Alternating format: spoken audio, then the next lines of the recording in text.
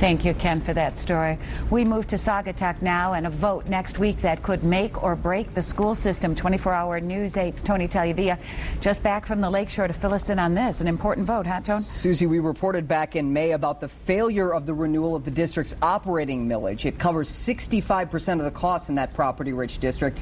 Now the proposal is back before the voters, and to get it to pass a week from today is the first major assignment for a brand new superintendent.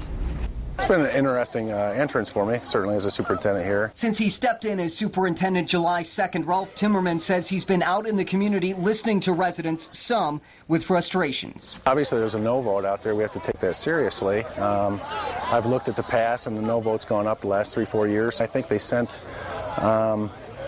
a message in May, but I don't think they want to set a death sentence here in August. Back in May, we heard some theories about why the millage failed. From what I've heard in the district, I don't think it had anything to do with money. It was a statement about how the present administration has handled things in the district. People with ties to local government and business who didn't want to be named told us at the time they were upset about how the district treated residents living near new athletic fields. Some were upset with then Superintendent Tim Wood. Some thought the yes voters just didn't come out to the polls to renew the operating millage. No new tax, but 18 mills for owners of vacation homes and businesses, 1.3 mills or so for average homeowners. Administrators have talked about what would happen if it fails again. The reality is we're going to have to shut her down. We'll go bankrupt.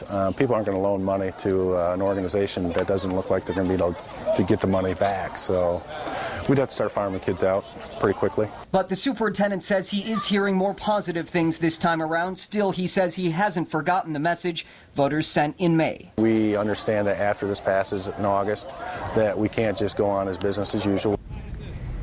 On the May ballot, there was also a sinking fund to pay for some building repairs. That failed. It's off the ballot this time. The only thing on there is that millage renewal. And even if it passes, the district will have to borrow millions to run the school system in the fall. Administrators say they'll have to pay $100,000 in interest costs, money that will have to come out of next year's budget.